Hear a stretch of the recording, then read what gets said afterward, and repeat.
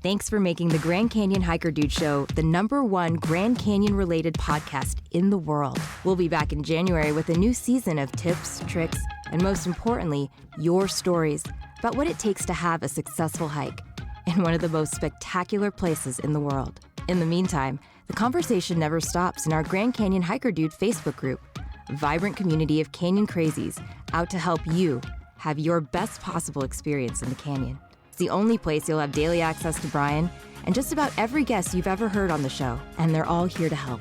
It's totally free, so join today and enter the world of the Canyon Obsessed. Hey guys, it's Brian here. New episodes of the show return on January 7th. In the meantime, we're replaying some of the best.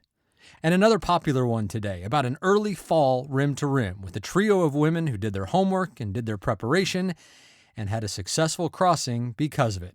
Enjoy it.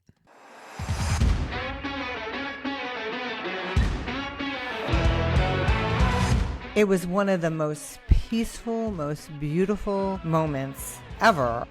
A happy rim to rim that left them smiling at the end of the struggle. It was beautiful looking back at where you came from. And what it can teach us about the power of preparation. I wanted to make sure I was on top of everything and that we were all okay. Hey everybody, my name is Brian Special, and this is the Grand Canyon Hiker Dude Show presented by Bright Angel Outfitters. Well, as much as we talk about how dangerous hiking in the heat can be, this story is proof that it can be done successfully if it's taken very seriously every step of the way. Look, I'll never encourage anyone to plan a summer rim to rim or even one in May or September for that matter. But the reality is, we say it all the time, people are still going to do them. So rather than turn the other way, we'll do what we can to help those folks have the safest and best experience possible. Frankly, it would be irresponsible of us not to. I will always say, that the best time to do rim to rim is October all the way through November. But the reality is services on the North Rim close October 15th, so it becomes more difficult because the nearest open hotel is 45 miles away from the North Rim and Jacob Lake. So it's just the nature of North Rim services only being open from May 15th to October 15th that summer, the worst time to be below the rim and the most dangerous, is the only chance a lot of people have. But as you'll hear today, if you do your research and plan your logistics and train for the extreme conditions you'll inevitably face, being part of a rim-to-rim success story is very possible. Today, it's the tale of 3 women who did just about everything right, as evidenced by the smiles on their faces when they surfaced after a 21.5-mile South Kaibab, North Kaibab rim-to-rim in early September. Here now is my conversation with 59-year-old Jackie Kunkel of Mesa, Arizona, the ringleader of a September rim to rim alongside her 52-year-old friend and fellow Arizonan Carrie, and Jackie's 44-year-old niece from Pennsylvania, Becky. It's all on the Grand Canyon Hiker Dude Show presented by Bright Angel Outfitters. Okay, Jackie, when you posted the recap of your hike on the Grand Canyon Hiker Dude Show's Facebook group, the one thing that stuck out to me after 15 hours out there was how incredibly fresh and happy you 3 looked at the end of it when you're standing at the top of North Kaibab Trail. Were you acting, or was that actually how you were feeling at the time? We were actually, well, first of all, we were happy to have finished the journey and been out there. You know, you're on this kind of high and this adrenaline, and you think when you get, it's going to be hard. And you think when you get to that point that you're just going to be flat out exhausted. And not that we weren't tired and not that our legs weren't tired, but we were exhilarated with the fact that we did this. And we kept saying, we did this. Well, we did it. That was like so we were definitely happy. And we were laughing like the whole way through the whole journey through the canyon. And one of the things that we kept, reiterating to one another is enjoy this. This is, it's not necessarily about getting from one place to the other. And I think a lot of people view that, as the thing to do, get from one place to another. And sure, you're doing that. But my personal philosophy when I go on any kind of hike is to enjoy it while you're in it, because embrace the journey, right? Exactly. There's so much out there to see and just take it all in. And it was a fantastic experience. So we had each other laughing the whole time. And my niece Becky, she was thinking along the way, we need to have some gangster signs at the end. And she was like thinking, oh no, south to north, south to north. She kept saying, and one of our final pictures, she was trying to show us how to make the signs, and and I'm of course the oldest of the group, and I'm like, okay, just tell me what I need to do and I'll do it. Oh yeah, you guys definitely have the gangster vibes, no doubt about that. I feel like this was so cool because I feel like our whole community was with you for every step of your preparation for this hike, because you were so active in the Facebook group. I know you listen to the podcast. Absolutely. You were so open about asking for help and taking advice in the Facebook group, which honestly, it takes a lot of humility to do that, to seek out advice and to actually listen to people and not just think that you already know everything yourself. How important was that to have the community to assist you in your journey? Extremely important. So when I initiated this whole thing, because like I had told you before, I had been down in the canyon before. I had done South Kaibab to Phantom and then up Bright Angel twice. And my husband and I had also done Bright Angel to Plateau Point and out for like a day hike. And we've been on the North Rim doing some day hikes, but I've never gone across in a day. And as you know, it's very difficult to get Phantom Ranch, and my husband's like, I would do it with you if you stayed overnight in Phantom. And I'm like, it's, how difficult that is. And I said, I really want to do it in a day. So when we set out to do this, I knew that there are other people out there that have done this and that have the knowledge that I don't have for doing it in a complete day. And you'd never been on North Kaibab before either, which is a different monster. Never been up that trail, been looking forward to doing it, either going up or down, either way. And initially I had said, I want to come down North Kaibab and up Bright Angel. And I think it was you who had suggested, why don't you consider going down South Kaibab and up North Kaibab, because of how short South Kaibab is, and you'll get to Phantom Ranch earlier, potentially avoiding the heat of the day, etc. And I presented it to Carrie and Becky, and they said, yeah, that sounds. And I wouldn't have thought of it in that way otherwise. I think I probably would have gone with my original plan, and in retrospect, I think what we did was absolutely perfect, and we couldn't have ended up with more. We were so fortunate with the circumstances that we had, and we knew we were going into this knowing that we probably have some heat and we'd have to deal with that. Because you were doing this in early September. Right, absolutely. So we did it September 4th, which was a Wednesday, and leading up to it, the whole month leading up to it, we would have weekly Zoom calls with each other, because my niece Becky lives on the East Coast and she was doing her training. We kept checking in with one another. And I think one of the things that we three of us agreed on is that it's so important, I think, when you're going with a group, even if it's a small group, that you maintain contact with one another and know that you are all training. Because if you've got somebody who's not training, and Becky dealt with this on a hike that she did, a long hike that she did back in Pennsylvania, where there was one person who said she was doing things, and she ended up having heat stroke on a 30-mile hike. And they're like partway in, and they're having to deal with getting this person to safety.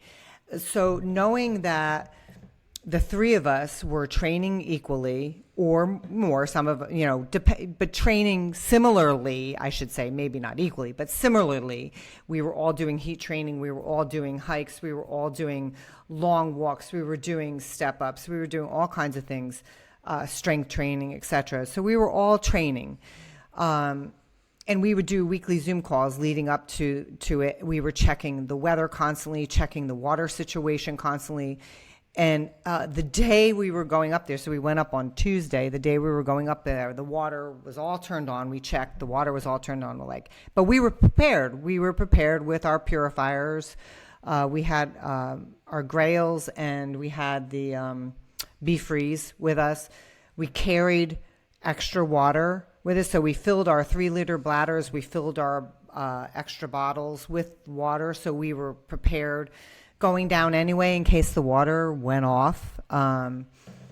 So we had a full checklist, and we checked in on each other constantly, making sure. And even the day before we were left and we were packing everything to go, we hopped on a call with each other. Carrie couldn't make it over to the house, so we hopped on we did a call with her, and we went over the checklist, made sure boom, boom, boom, boom, boom, that she had everything, we had everything, we were all set. We felt like we were prepared for whatever. So we kept tabs on one another. We trusted each other, which I think is hugely important, to trust, who's in your group. I've done some really big hikes with my husband, and every time we've done them, we've done some 14ers in Colorado, and that I find that's a whole different animal, because you're at altitude and it's harder to breathe, and you have to be prepared for those as well. But you're with people you trust, and you are prepared, and you're checking on that. And so that was a huge factor for us. And we would communicate about, the spreadsheet that you saw that I posted, where I posted the real time, where we hit each mark on that spreadsheet. Yeah, you would be from Uah Point to get to Cedar Ridge, or Cedar Ridge to Skeleton Point, and you recorded actually the times that it took you, which I thought was fantastic. If anyone wants to see that, Jackie posted a full report on the Grand Canyon Hiker Dude Show Facebook group, and she includes that spreadsheet. And it was just fascinating to see the actual time splits, because I don't think I've ever seen anybody actually post that before. So it gives you a real indication of how long it should take you from, each point of interest, and then the overall hike if you're hiking an average time. And I think it took you guys ultimately 15 hours. But that group mentality that you guys had before you started, you talked about checking in, holding each other accountable in the training portion, which is so important, because it just takes one member of a group, no matter how big the group is. It could be 2 people, it could be 12 people. If there's one person who's not pulling their weight in preparation for this, and then you get down into the canyon, well, a group, if they've made the pact that they're going to stick together, let's say, you are only as strong as your weakest link. So was that the mentality going into this? Absolutely. And I will tell you, full disclosure, about a month and a half out from the hike, I was having some serious low back issues, and I was barely moving. And I said to my husband, this is something seriously not right here. And luckily, I have a really good doctor, back doctor, and I happened to be able to get an appointment the next day. I said, I need to know what's going on here, because I want to do this hike, and I am not going to be a liability. And I said, I cannot be a liability here. And if something's seriously wrong, we're going to do a contingency plan. And so immediately I got an appointment, but in turn, I also made a contingency plan. I said, if we cannot do it in September, we're going to do it in May. And I got on the computer and I made reservations for the North Rim. And so we had a contingency plan in case we couldn't do it in September. And I'm huge. I am a big fitness. Every morning I get a workout in. I do my strength training, and I go on a walk with my husband, or we do a hike. And there's something going on with me every morning, and that's my thing. And I wasn't even able to get my workouts in, and I was a little concerned, to say the least.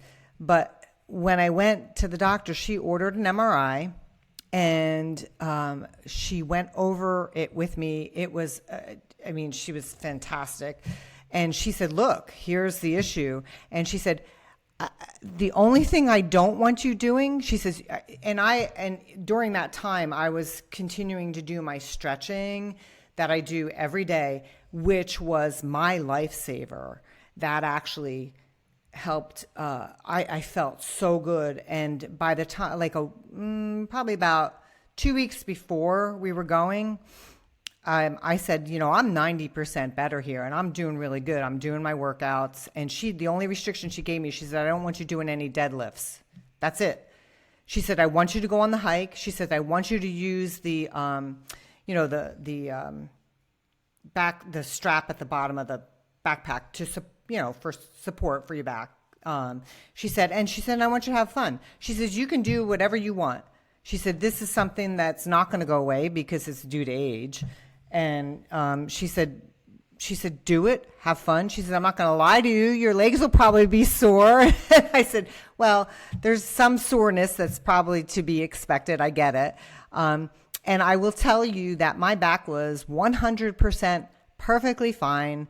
And other than some soreness in the legs, which I think, because I'm rather on the short side, I will tell you this, everybody out there who's listening, I will tell you this.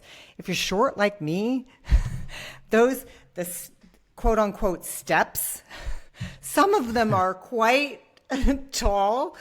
And all the way up North Kaibab where they were really deep steps and I had to step up a lot. I was kind of cursing those just a little bit. I said, I need like about 2 or 3 more inches on my legs and I'd be like gold. And well, how tall are you? I'm 5'4", but I got short little legs. Okay. I mean, I don't have long legs, and my niece and my friend are both taller than me, and they're like, taking this. I'm like, I'm like, more well, no matter steps. how tall you are, those steps on the corridor trails are made for the gait of a mule. Absolutely. They're not made for humans of any size, but the smaller you are, yes, the more difficult and annoying those doggone steps which is why it's so important. And a lot of people say, they're doing their step ups and they're doing their, going to stadiums. It's so important to get all that in. Because you're doing that. You're climbing them or you're going down them. And either way you're doing it. Your legs, depending on how long your legs are, they're going to take the brunt of that. Yeah. Well, what specifically were you guys doing? And not necessarily training together, obviously, because Becky's in Pennsylvania. Mm-hmm. So I don't know if you and Carrie were training together. Mm-hmm. What were you guys doing specifically? You're not flatlanders. You had the benefit of being in a desert environment that's similar to the bottom of the canyon, and you have access to elevation. So what kind of specific training methods were you guys taking? So for me, it was probably about a month and a half out. I had been in visiting our daughter on the East Coast, and we did a bunch of hikes out on the East Coast, and it was hot and humid, so we had the humidity too. So that was kind of, here in Arizona, we don't have the humidity. So I think it was almost harder to hike in the humidity, for me anyway. And we were also in Iceland, where my husband and I were doing some hiking in Iceland, and we got back from there, came back, which is when I started developing I didn't do anything specifically, but what I did is we had planned on going up to Flagstaff, and one of our go-to hikes up there for any kind of training is Kendrick Peak. It's fantastic. It's like about a 9-mile round trip with, I want to say it's like 3,600 feet in elevation gain, something like that. And my back was getting better. And I said, this will be a good, sign if I could do it, because I put a full pack on and we went up and back, and we did it fairly quickly considering everything. And my back wasn't really bothering me. And then we went up to Payson a couple times there. Carrie and I here, where I live, we back up to Usury Park. And there is Pass Mountain is one of the mountains behind us in Usery, and there is a short trail, but it's got it's got about a little over 700 feet elevation gain. So we would do repeats on that. So it's like 3 miles round trip. It's like about 1.5 miles up, but you're getting, almost close to 800 feet in elevation gain. So we would go up, down, up, down. And so we did that. And I also did heat adaptation walks. Instead of going out in the morning, I would go out during the heat of the day with a full pack on. And I would, I would walk out and I would put miles on my feet, basically, with a full pack in the sun. And so Carrie was Do you feel like that paid off? Yeah, I do. And, we're used to being in the heat out here too. So, but I don't go out in it purposefully, usually to, except for this, I did. So was the training just essentially hiking and time on your feet, or were there any specific exercises that you were doing, like canyon specific exercises that you knew that you were going to need? No. What was in the training was running for Carrie, not for Becky and I. Running, hiking, strength training, and a lot of stretching. I do. Becky and I and Carrie do a lot of stretching, and also Carrie does. She also does ice baths and sauna and red light therapy for recovery. So we did a lot of recovery in there as well. So not necessarily canyon specific. So, the hikes, I would say. Except for the heat adaptation, which was the heat. specific. Correct. Yeah. So, we're all pretty physically fit to begin with. So now, in my situation with my back, I had backed off a lot initially, but then when I, was feeling better and the doctor cleared me, of course, then I started pouring more back on. So the intensity grew again. Let's talk about the logistics of this whole thing, because the logistics of a rim to rim can be equally as challenging as the physical demands and mental demands of a rim to rim, right? Absolutely. So what was your plan for actually the training's done? Now you guys are ready to head north from the Phoenix area. You're ready to head to the canyon. What was the plan? Where did you have reservations, and what were you thinking? So that was, unfortunately, with the Grand Canyon, at least, that seemed to be a moving target the last week of August into September with the water lines and them closing the lodges and everything. So that was a little bit of a moving target, but because I was so on top of everything, because I'm the one. Like I said, I was the one who instigated this. I was the one who got them into it. I wanted to make sure I was on top of everything and that we were all okay. So my husband, his name is Rod, and he's such a trooper. He's like, he was I lovingly called him our Sherpa, or a mule, if you will. He was the one who did the driving around in the North Rim and then back.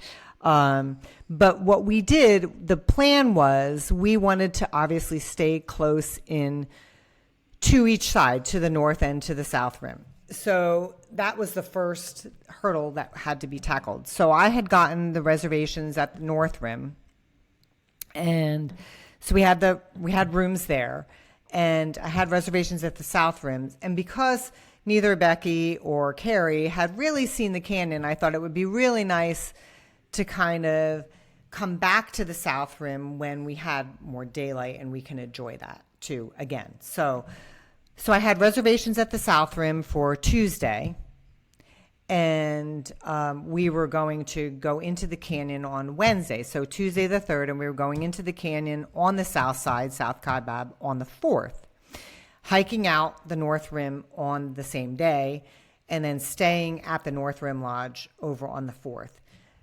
Get a good night's sleep, pop around a little bit on the North Rim, enjoy the sights there a little bit, and then make it over to Jacobs Lake, and then we would go to maybe Horseshoe Bend and then make our way back around to the South Rim, stay at the South Rim, walk around there a little bit, see some of the sights, get up the next morning, do the same thing, and then kind of head home. Good plan. As you know, the lodges kind of got canceled. We were lucky though; it was only the one night on the South Rim.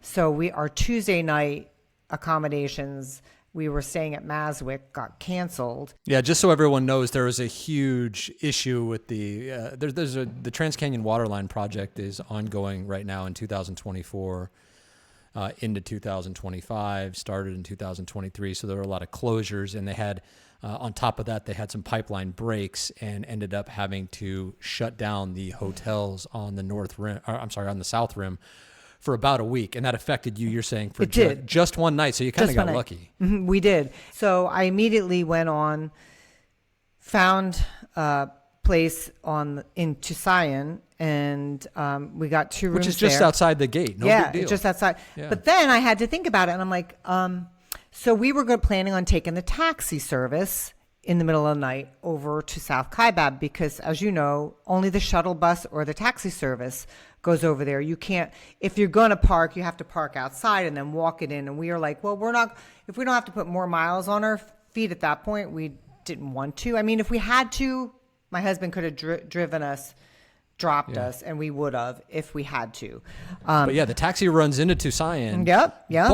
But because the lodges were all closed, I bet you were wondering if the taxi was even running. Exactly. So what I did, again, I called the taxi service ahead of time, and I said, look, you guys, I know you know what the situation is over there. I said, are you still will you pick up out in Tusayan? And they said, absolutely. And they asked me what time I was thinking we want to be picked up, and I told them, and they said, that's perfect. And they said, here's what you need to do. If you want to be on the trailhead at X time, call us at least 45 minutes to an hour ahead of time, just in case it's going to take us a little bit longer if we have to pick up somebody before, because they come like in a little minivan type thing, so they can pick up more. And now I do want to say the taxi, just so everyone knows, the taxi is one of the great Grand Canyon hacks in my mind, because it allows you to be transported to South Kaibab Trailhead, where you are not allowed to drive a private vehicle to. The closest you can get to it is about 3/4 of a mile out on Highway 64. So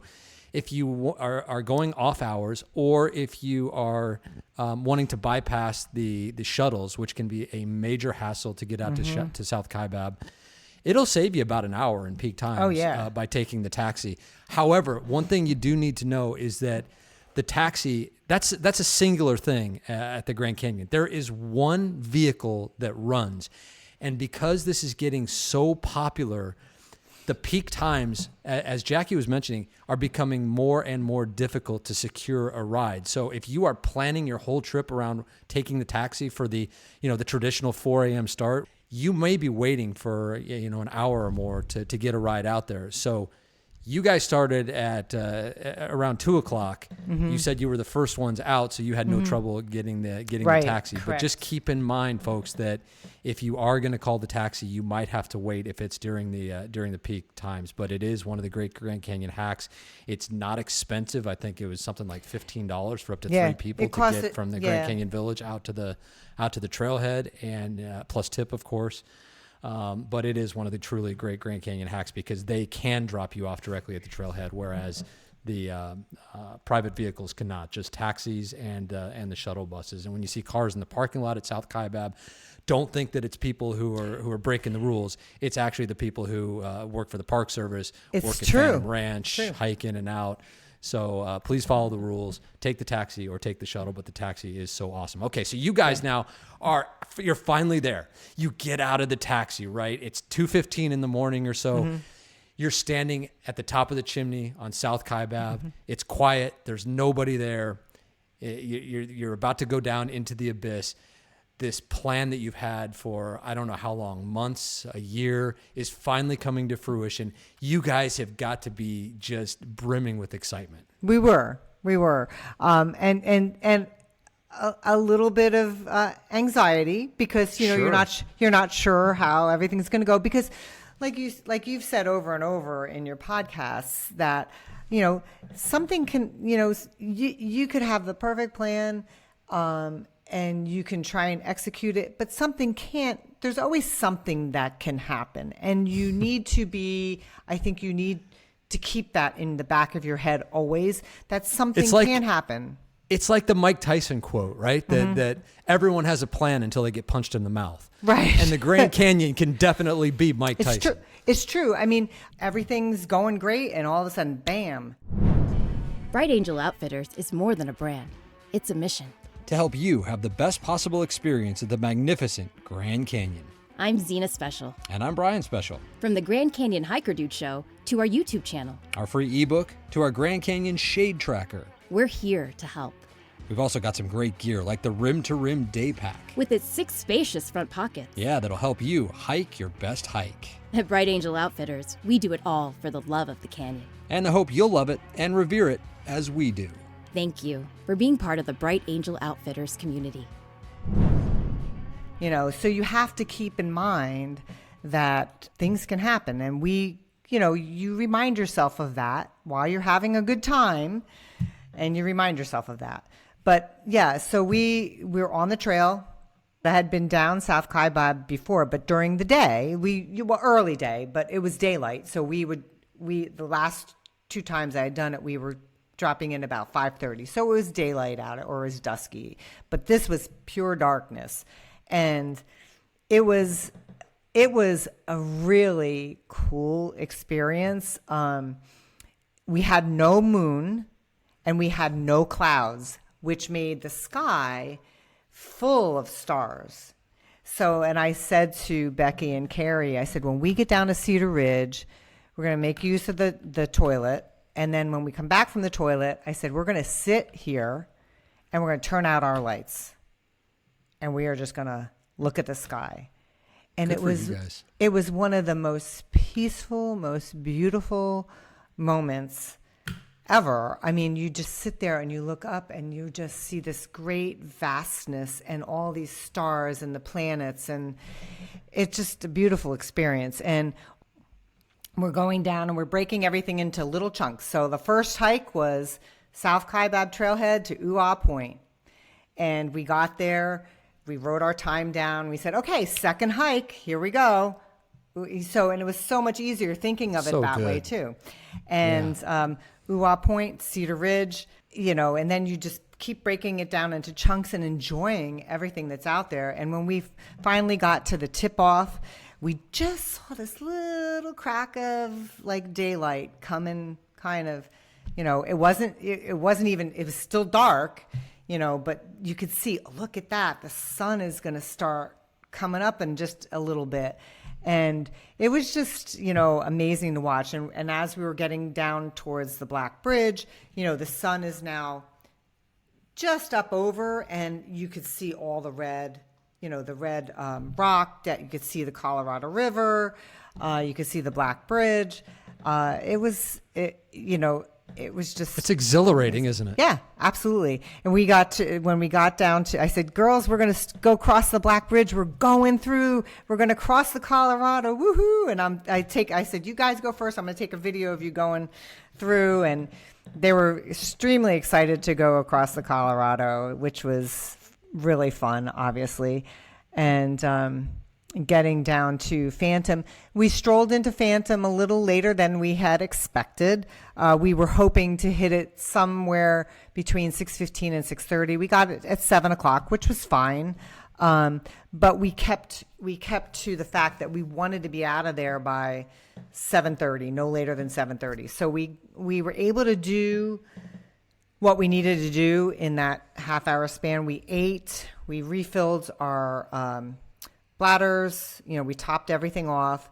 We used the toilet. We put sunscreen on. We actually met one of the, we didn't know it at the time. He recognized me from the group. He had commented on my post. He was sitting at a picnic table. He says, were you one of the people that are in the Grand Canyon Hiker Dudes Facebook group? And he says, I didn't realize it at the time, he commented. And I said, oh, yes. And I did when I saw his picture there, I was like, yeah, we remember you. So they were talking to us about, the water. Aaron, right? Yeah. Yes, Aaron. So it took you guys about 5 hours, between 4 and 5 hours to get down to Phantom. Yeah. So you guys are taking your time, you're soaking it all in, you're enjoying yourself. Now you're about to enter, as the sun is getting higher in the sky. Yep. You're going to enter the notorious box and then the frying pan after that, as we call it. A really hot stretch that you're going to enter from Phantom all the way to Manzanita, about 8 miles all the way across there.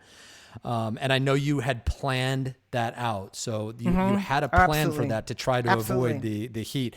First of all, before we get to that, how are you guys feeling at this point? Because I'll tell you, I get to Phantom sometimes after going down South Kaibab, and it still can catch me by surprise about how much of a pounding your legs can take because you're not ready for the downhill. How did you guys feel heading into the second half of the hike? So you'll probably find this funny, and I have a feeling, Brian, but I'm not sure. I have a feeling you don't use poles. Oh, I do. No, I do. do. 100%. Oh, awesome. I love to hear that because 100%. Because I am. In fact, Jackie, if you go back to the very first podcast that I ever did for the Grand Canyon Hiker Dude Show, it's titled, I think, the number one thing that you need to know about hiking the canyon, and taking poles is numero uno for me. Awesome. And I don't know. I just feel like you've done it so many times. I'm like, he probably doesn't. But anyway, that's the way I feel. So, but it's funny because my niece and Carrie, they don't use poles, and my husband and I kept saying, you guys need to train with poles. You need to use poles. You need to use poles. So, and again, but you also, did they listen? I'll get to that. That you also have to, I also do believe you have to feel comfortable doing what you're doing too. If it's an uncomfortable thing for you in whatever way, I think it could potentially lead to you hurting yourself, or so that's a small caveat, but I really was trying to tell them to use them. But so coming down South Kaibab, I was feeling fine. I'm using my poles. I was feeling fine. Yes, you do feel it, but I also, one of the things that sticks out in my head, partly because I have short legs, when I'm going down those big steps, I don't go down forward. I step to the side and I step down side. So my knees are not getting the brunt of it. And I kept telling them, I said, when we get to those, you sidestep. You turn to the side, step down, turn to the side, step down. It makes a huge, huge difference on that pounding on your knees. And I said, I put the pole down first for stability, step down sideways, turn around, put the pole down, step down sideways. And for me, it's huge. It takes a huge burden off my legs, and my legs were feeling okay. They had commented partway down, I think when we got to Cedar Ridge, that their legs were shaking. And I said, take your poles. They had the poles with them. I'm like, take your poles out, take your poles out. So when they got down to Phantom Ranch, I don't think their legs were feeling quite as fresh as mine, but they were feeling better. Now that we were all like on level ground, they were feeling better. They did. So they didn't take the poles out? They didn't listen to you? Not then, but on the way up they did. On the way up. Too late. Yeah. But they were fine. I mean, they I was with them. We were pacing ourselves good. So I don't know that they'll change to poles ever. I don't know. But, I also said, I'm older than you guys. My muscles and joints aren't going to recover as quickly as you guys either. But I said, for me, it does take a huge burden off my legs. It's a unique kind of hiking in the canyon. Since you have to hike downhill steeply for so long before you even go up. Poles to me, they make all the difference. They really do. Huge difference. But I mean, to your question, I mean, we were feeling pretty good at Phantom, and leaving at the time we did was a blessing, because I think I honestly think I was a little more concerned about the box than I was the frying pan. I know in the frying pan we were going to be wide open to the sun, and I understood that. That was an easy concept for me to get. The having the box with the walls around you and the rocks retaining the heat. I think I was struggling a little bit with that, knowing that I wasn't really sure what the heat was going to be like in there. I just couldn't tell. But what we ended up with was incredible. I had attached to my backpack, I had a little, it's like almost like a key fob type of thermometer, so that we could check anytime, like what the temperature was, what the real live temperature was. And that was a huge thing for us. And we did check. So we were we had complete shade the entire time we were in the box, complete shade. And I was worried that we wouldn't, because we had followed the shade tracker, and I had seen how the shade tracker had predicted that, by a certain time there probably wouldn't be shade. And I think we just hit it perfectly. And the box is absolutely beautiful. Absolutely beautiful. I enjoyed having that creek next to us. We just loved it. We loved that whole walk right through there. And we knew it was a gradual incline, so we knew it was going to be rather easy to get through there. So we knew we could make time going through there, which was important to us. So once we got out of there, obviously we had the sun up. And yeah, it was hot, but it wasn't hot at that point yet. But the sun beating down on you does make a difference. And again, thank you to you and the recommendation on the frog togs. Those things are amazing. I trained with them. These are cooling towels we're talking about. Yeah. Frog tog cooling towels. Yeah, we saw a whole group of guys come. They were at one point, I think they passed us at Manzanita. Every single one of them had frog togs, and they walked by us, and I said, well, look at all of us. We are a walking advertisement for frog togs. But we took them out in the frying pan. And the highest temperature that we recorded while we were in the frying pan, I think we were fully out of there by around 10. I have to go back and look at the sheet, but by around 10:30, 11 o'clock, something like that. But the highest temperature we recorded while we were in the frying pan was 102. Now, we trained in higher than that. So I didn't feel like I was being taxed too much. I felt I had a wide-brimmed hat on that had like a thing that covered, because I have short hair, so I want to always make sure that the back of my head is covered. And I wrapped the frog tog around my neck too.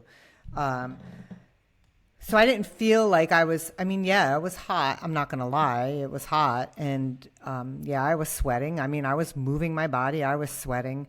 But it wasn't, for me at least, I didn't feel that it was the worst it could be at that point. And I think it's probably because of the timing of how what time we went through there and what time we managed to get through.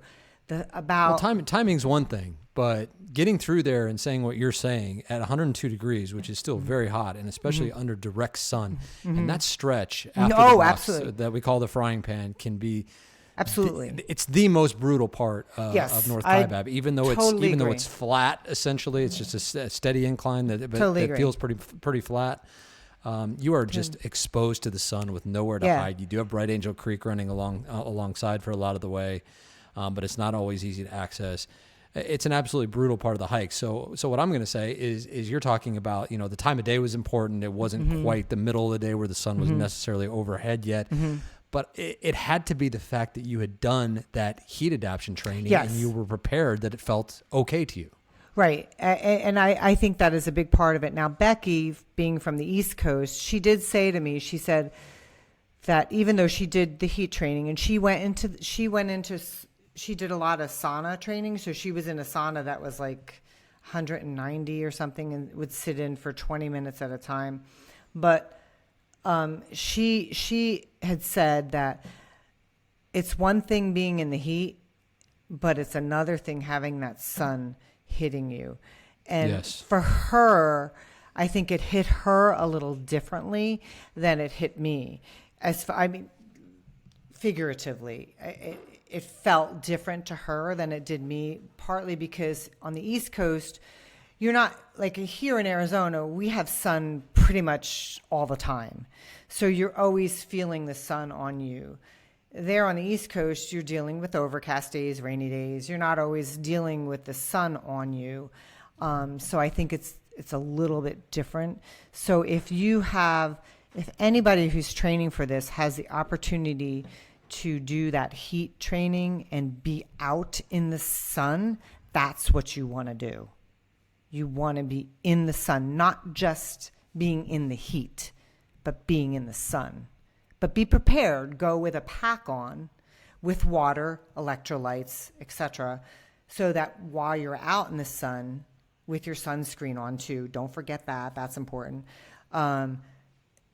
Make sure you're drinking your water, taking your electrolytes while you're out there doing this heat training, because that's what I did. I had the pack on. I had a full thing of water. I had my electrolytes, had my sunscreen, everything. I tried to mimic what I would be doing in the canyon. So it really, really sounds like it paid off. So you guys make it through the frying pan. I assume you skipped Ribbon Falls.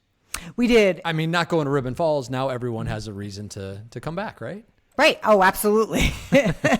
So that's a good thing. Yeah. Okay, so you guys now we're at Manzanita. Mm-hmm. And Manzanita is 5.4 miles to be exact, and 3,600 feet below the North Kaibab trailhead. So you guys are getting there. However, I always say the hike truly starts, the climb truly starts at Manzanita, because at this point, 100%. from Phantom Ranch all the way to Manzanita is, I think, 8.5 miles, and you gain, roughly 2,000 feet in elevation over that. Not much, over that. And it feels flat for the most part. It's because it's such a gradual incline. However, the moment that you step on North Kaibab at Manzanita, the incline begins, and it really does not stop until you're at the top. So you got 3,600 feet to gain over the last 5.5 miles. So you guys reset at Manzanita. Mm-hmm. What's going on? How are you feeling at Manzanita? How's your water situation? What are you guys eating as well along the way? So we stopped at Manzanita, and Manzanita was a great place to rest. It's gorgeous place. It's just a great place to rest. Yeah. The best. And we actually, it's so funny because the water was turned on and we knew that was our last water stop. But we also knew my husband had planned on hiking down a couple miles in past Supai Tunnel to meet us, just in case the water got turned off. He was going to bring us each a liter of cold water. So we knew, even though if we couldn't top off, we were going to filter at the creek, top off. And we didn't know how much water we were going to drink, because we knew there was a lot of incline. So we probably would be drinking a lot. So we didn't know if we would be out of water and we would need more. But he said he was going to bring it anyway. So that was like a godsend. So we knew we had some if we happened to run out. How much water were you carrying? We were carrying, so I had a 3-liter bladder, plus I had my Grail filled. That was 24 ounces. I had that filled with electrolytes, and I had my Be Free, which was a liter. So I had 4 liters plus. Yeah, I was carrying a lot of water. That's some serious weight there. And it was a lot of weight. But again, it didn't bother me. And we had a lot of food too. We packed way more food. But I think we went by the mantra, be more prepared than not prepared enough. Sure. Because if something went wrong and we had to sit for a long time, we would have had food, we would have had water, we would have had all that. So what were the big hits with the food that you brought? What did you feel like eating? What did you not feel like eating? What would you bring? What would you do differently? I think we all kind of had similar but yet different tastes. So before we left before the night before, we had made we all wanted peanut butter and jellies and bananas before the hike. So we got to, on the way in the taxi, we had made several sandwiches and we cut them into smaller portions. So I ate a banana and I ate like a third of a peanut butter and jelly sandwich. And then partway down, I ate another third of the sandwich and then finished that off. I also ate an apple along the way. But one of the suggestions that came from the group, which I thought, that's an awesome suggestion, was payday. Because paydays there's a little bit of protein because you got the peanuts, you got the salt. You don't have chocolate, what's going to melt. And I never actually really, and I'm big on nutrition. I never actually really looked at because I don't usually have candy in my house. I never actually looked at the nutritional value on a payday, but it's actually not that bad. And I was like, and now because it's Halloween, they have the snack size ones. So I picked up a snack size bag. So like one payday was like 70 calories, but it had like 5 grams of protein. It had enough salt. It had some carbohydrates. So it had a little bit of everything in it, which was really good. So I brought those. I also brought some Bobo's oat peanut butter jelly. I brought some RX bars because I love dates, and RX bars are dates. I brought salty pretzels, salty nut mix. Becky loves Swedish fish, and I was like, oh God, that would make my stomach turn. Sorry. She brought her Swedish fish and goldfish. She likes goldfish. So she brought those, and she also had some nut mix as well. Some of them she brought Scratch, which I don't eat. I'm a big salt sticks fan. I had my salt sticks for my electrolytes. My cardiologist, she's the one who recommended to me years ago, salt sticks. And I think they just work for me. I love those because you suck on them, and you're getting everything you need like right away. And so I had those with me. Carrie also similar kind of things. She had the honey stinger waffles. I also had some beef jerky. Becky's a vegetarian, so she didn't have any of that. So those are kind of the main things we had for food. A lot of water. It sounds like the payday. It sounds like the payday was the big revelation. So yeah, it was. I'm going to try that because I've always I tend to lean toward the Snickers. Mm-hmm. But yeah, obviously the chocolate can melt if you don't keep it cold. Yeah. The payday. Yeah. I hadn't even thought of the payday, and I have seen people start to recommend that in the group. And now that you're signing off nutrition-wise, not that you should really have to worry much about nutrition when you're in the canyon. Eat what works for you. True, but, and that was the key. The payday.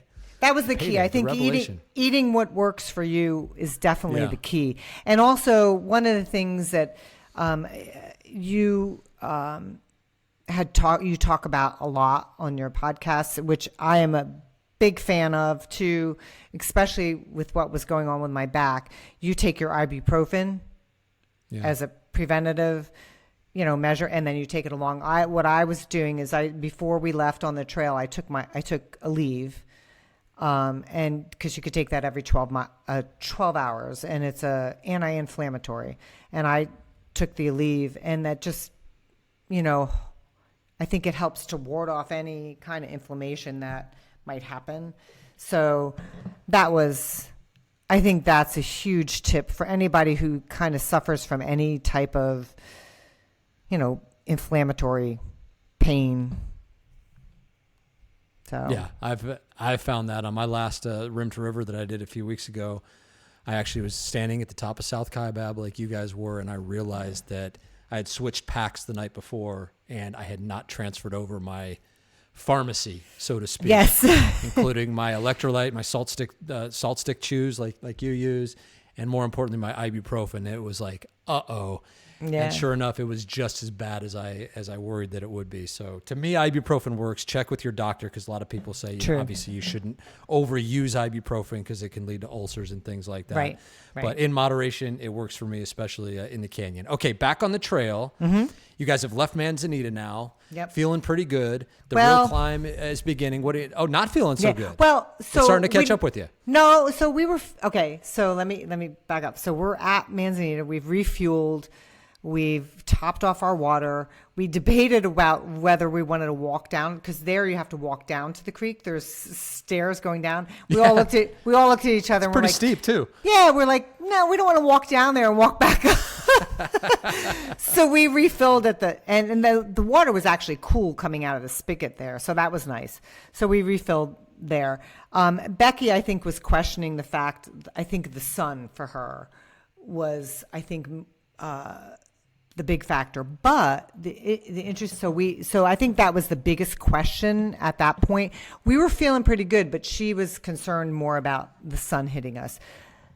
But as luck would have it, as we decided that we were going to use the toilets and then leave, this cloud comes and covers the sun, and we take off, and we had shade the rest of the way up to the North Rim. We had beautiful blue skies all around, and that cloud just was following us, and it couldn't have gone. I swear, it couldn't have gotten any better than that. I don't think it can be overstated how significantly shade improves the hike, especially this time of the year, especially when you are ascending and you're exerting so heavily. To have that shade, it almost breathes life into you. And like Becky was saying, I mean, that's so relatable. That sun just absolutely is what gets you. It's just constantly beating down on you, combined with the heat. It's just brutal. This is the reason why we came up with the Grand Canyon Shade Tracker, so that you can try to time your hikes so that you hike at least the hardest part of the hike in the shade. So please check that out at brightangeloutfitters.com. It's a valuable resource. However, when you have a cloud following you, my gosh, Jackie, that's something that you can't conjure up on your own. That's amazing. No. And we knew that as we got higher too, the temperature was going to start dropping. So we had that. We also had that in our favor. So we knew that, and also at some point we knew that we were going to have natural shade again, because the sun was starting to go the other direction, and so the canyon walls were going to be shading us. So we just needed that cloud just for a little bit. And so we got to that point where we knew that so it worked out just perfect. But yeah, and the temperature definitely drops because as you climb to that North Rim, you're at a higher elevation, so the temperature comes down. By the time we were done with the hike, the temperature was actually 70 degrees. Nice. So it was beautiful. And when you're doing the hard part of the hike, which is from Manzanita to the top, going back to what you said a while ago about breaking the hike into chunks, this is where that becomes really valuable and really makes it seem more manageable, because this can seem like it's never going to end, especially if you've never been on this trail before and you don't know what you're looking for. So if you're at Manzanita, it's like, okay, next is Roaring Springs, which is not even a mile away. After Roaring Springs, you got Redwall Bridge. Okay, then we made it there. Now we can go to Supai Tunnel. Now we can go to Coconino Overlook, and now we're at the top. Is that how you were breaking it up? And were you guys celebrating these little victories along the way? We were. In fact, it was so funny because when we went one of the next stops, like you said, you went Roaring Springs to Redwall Bridge. We were starting to think that Redwall Bridge was never going to come, because we thought we had to have walked that far. Did we cross a bridge that we didn't see? What's going on here? We were like, and then there was a lady coming down, and we stopped and we chatted with her, and she says, "Oh yeah, it's not that far." She said, "You're really close to it, but you got to go downhill to get to it." And we said, "Who put the bridge downhill?" That's the worst. Yes, we're like, we were laughing about it. We're like, who engineered that? Why couldn't they have put the bridge higher? Yeah, you go downhill to Redwall Bridge, and you're sitting there thinking to yourself, we've just given away all this work that we've done, and we're going to have to gain it back to get to the rim. Oh my Exactly. gosh. So we laughed about it. I mean, it was, what else can you do? We came around that corner and we saw it, and we're like, there it is. It exists. It does exist. And I remember you saying, to put in the spreadsheet, Redwall Bridge, because when you put it in, you know that you're getting there. And we felt that way. We did. We really felt that way. We got to Redwall Bridge, and there was a nice gentleman there. We're like, you need to take some pictures of us at this bridge. So he's taking pictures of us. And we knew that shortly thereafter, we were going to see my husband. And Rod to the rescue. Exactly. And we said, because we thought he was just going to hike down a Supai Tunnel. So we're coming out of Redwall Bridge, and we're coming around. It switchbacks up, and we're coming around, and we hear caw caw, and there he is. He's like he's right there, and we're like, man, you are such a sight to behold. He's like, I've got water, and guess what? I've got cookies too. And we're Let's go. Yes. So he said he wanted to actually, and I should say here, this is how he knew where we were, and this was such an important part of our hike, and it made things so much easier for us. Becky, she's taken some courses on survival skills and things like that, and she got a Garmin InReach. Now, as a lot of you know, when you're in the canyon, you don't have any cell service. All three of us put our phones on airplane mode because we had our battery packs, and we recharged when we stopped at a Phantom Ranch. Not that it needed charging, but we recharged everything when we stopped there and at Manzanita. But the Garmin InReach was pinging us every 2 minutes. And we had a group of 13 people that it was sending pings out to. They could follow us.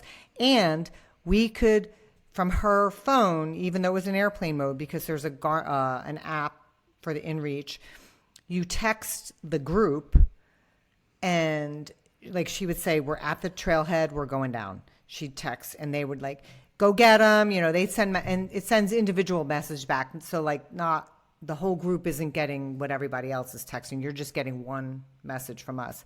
So they could all track us, and we were getting all along the route. We were getting, you've got this, girls, not much farther. And so we were getting these really nice messages from a lot of our friends saying, you guys are making great time. You're doing great. You've got this.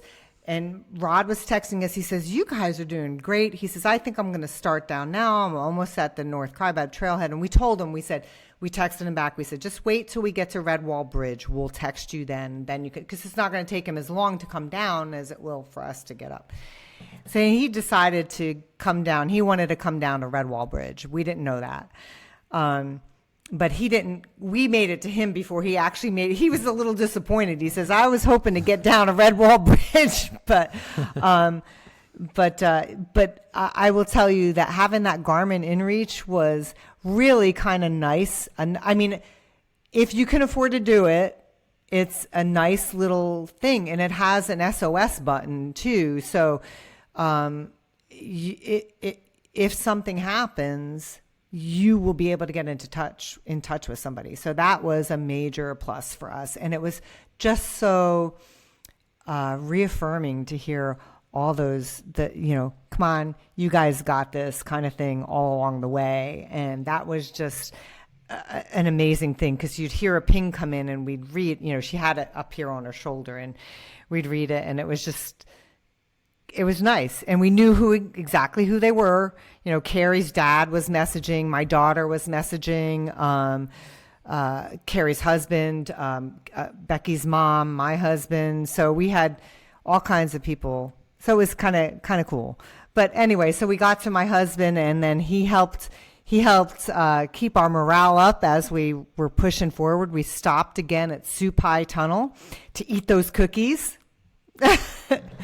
And use the toilet again. That you have to, if none of you are familiar with the Grand Canyon, every toilet you do have to walk up to the toilet.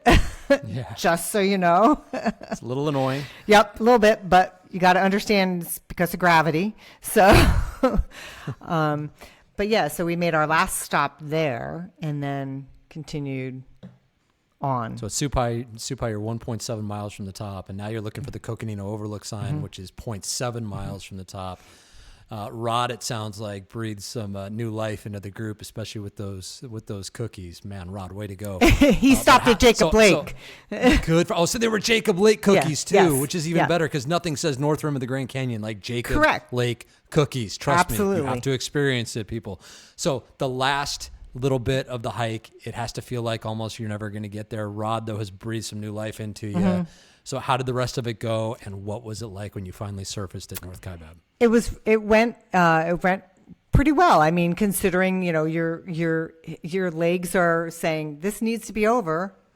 Yeah, for sure. And you're going, and you're talking to each other, and you're just moving along, and the closer you are to the rim, you're meeting more people because some people are coming down. And the North Rim is definitely not nearly as crowded as Bright Angel. So there's not as many people there. I mean, we saw a few. There was this one guy we saw. And everybody, I swear, everybody that you meet, they cheer you on. They wish you well. They're like, you did great. I mean, everybody kind of, even though they're not doing it, people are just, they understand. And so we get to Coconino Overlook, which was beautiful. You have to stop there and you have to look. And one of the hikes that my husband and I have done in Arizona is Humphreys Peak, which is the highest mountain in Arizona. And so we've done that. And you can see, that day at least, you could see all the way to Humphreys Peak. And I don't know if there's got to be days where you can't see because of, whatever weather or smoke or pollution or whatever, but we could see it that day. And it's like long ways away because it's in Flagstaff. And it was just beautiful. And it was beautiful looking back at where you came from. Like, wow, we just walked all the way from the other side to here. We did that. It's kind of surreal, Mm-hmm. And then you leave there and you make that final push out and you see, like, because you're in the forest at the time and you just see it kind of open up to like light and you see the trailhead signs and you're like, we're here. Wow, we made it. And my husband said, and I parked the car in a second parking spot closest to the trail. I said, that was smart. Not to park it all the way at the other end. So we did our, pictures at the trailhead because you have to do that. With the big fresh smiles. Yep. And then we walked over to the car, couldn't wait to get the packs off our back, grab some stuff, grab some cold drinks out of the cooler. We had a big cooler in the back. Grab some cold Rod drinks. came through. Mm-hmm. Rod came through. Mm-hmm. Yes. Yep. Yes, he did. And then he took us over to the North Rim Lodges. We had to dust ourselves off before we went into the cabin and to get showers. And man, I'll tell you what, as you know, those showers after you do a hike like that, man, do they feel good. Oh, nothing like it. So about 15 hours it took you Yep. overall. You finished on the North Rim. It's my favorite direction, South Mm-hmm. Kaibab, North Kaibab. Mm-hmm. I know a lot of people say go south to north. Go north to south because it's a more of a gradual decline, and then you have less of an incline at the end. But I think it's negligible, the difference in difficulty going Mm-hmm. either way. And there's nothing like ending at North Kaibab. There's Mm-hmm. nothing like ending on the North Rim because, as you said, there's not as many people there. You're in the pines. It's just another world up there. It's like it's stuck back 100 years ago, and it's just an amazing place. So I guess the question is, as we come full circle here, Jackie, is have you already started planning the next one? we did. In fact, while we were coming down South Kaibab, I said to the girls, I didn't say anything to you about this, but that contingency plan that I made for May, already planning going the other direction, North Kaibab to Bright Angel. I said, and you don't have to answer me now, and you may not want to do this when we get out of the North Rim. You may not want to say anything, so you can take your time and think about it, and you can answer me in a month. But I'm not canceling the reservations until So anyway, and I told them our other friend who was supposed to come with us in September, I said, she's already on board. She wants to go the other direction because she did the south to north in May. So she's ready to do north to south. And I said, so if you want to come, we got the rooms. And so initially when we got out of there, they're like, oh. Never again. And so as, Thursday, they were talking about it a little bit. And Friday on the way home. So next year, I'm trying to figure out when I can get the flight. When should I come out for the flight? The logistics, la la la. Like, You got them. You got them. There's just something about it. Once that canyon wobble starts to wear off, you typically start planning your next trip. Yep. I mean, I've had it happen so many times where you finish and it's just like, yeah, that's it. I think I'm good. I don't want to do this again. And then on the drive home, it's like, okay, what could I do differently? How could this be better? Yeah. Next time. Yeah. It's called Canyon Obsessed. You guys are certainly Canyon Obsessed. Mm-hmm. And Jackie, thank you so much for taking the time today to Thank take you. us through your journey. This was great. Again, it was amazing feeling like we were along with you for really every step of the way. And now I hope you'll stay in the Facebook group and Absolutely. offer, advice and from your experiences, because now you have so much more to offer now that you've experienced it. And anybody who's out there who is thinking about doing this, and it sounds like an exciting thing to do, a bucket list thing to do, get in our Facebook group, because there are so many people there who are just fully invested in helping you, judgment-free, have your best possible experience in the Grand Canyon. And Jackie, thank you so much for being with us today. This was amazing. You're welcome. And by the way, just a little plug for you too. So your website. So I did go on last night and I purchased my shirt. I joined the Rim to Rim Hiking Club. So for those of you who are doing Rim to Rim or have done it, make sure you can't buy the shirt until after you've done it, though. You got to earn it. You got to earn it. Got to earn it. Absolutely. The Rim to Rim Hiking Club. We got 2024 on there. We'll update that as the years go on. Yep. Thank you for that. Thank you for mentioning that. I appreciate that. Yeah, I can't wait. BrightAngelOutfitters.com. Can't wait to wear it with pride. You've earned it. So, Jackie, thank you so much. yeah, thank you, Brian. Jackie Kunkel, the success story at least assisted, we hope in some small way, by our Grand Canyon Hiker Dude Show Facebook group. You are all invited to be a part of that group. All you have to do is find us on Facebook and request to join, and you are in. So please go do that today. All right. Well, Coach Arnie is just back from his final big training hike before his November rim to rim to rim to rim to rim. I think I got that right. Yes, a quadruple crossing. That's what we're trying to say. His second. And as far as anyone knows, Arnold will be the first 65-year-old to ever accomplish such a feat. That training hike he just did, well, just a rim to rim to rim, right? Just a rim to rim to rim. Today's a little more special, as I actually just completed an R3 at the Grand Canyon.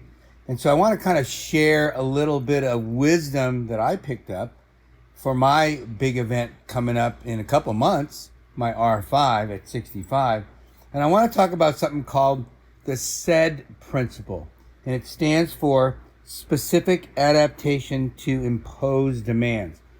That is an exercise physiology principle that goes way back. But what it means is this. There were things that I encountered on my R3 that I need to work on, especially with the different trail conditions, the rocks. It had rained, so there was some slippery situations. There were things that I need to practice. So if you're not practicing the specific things that you need to adapt to, you may run into trouble. Not just on your R rim to rim or rim to river or whatever you're going to do.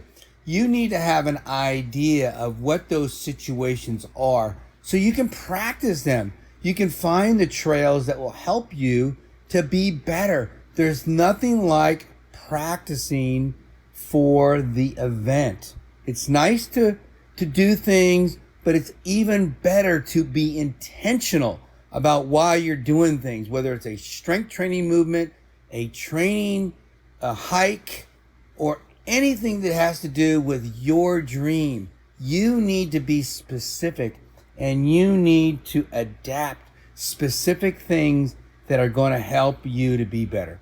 Okay, guys, this is Coach Arnie, fresh back from his R3, and I want to throw this together for you guys so you have something. I love you guys, and I'll talk to you later.